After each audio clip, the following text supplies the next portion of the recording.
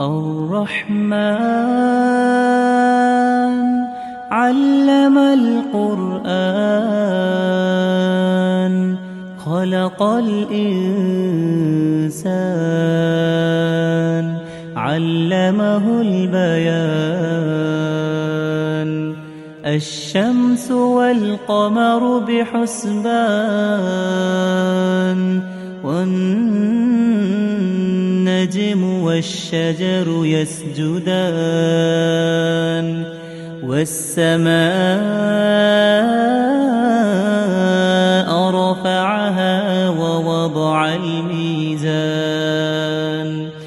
ألا تطغوا في الميزان وأقيموا الوزن بالقسط ولا تخسروا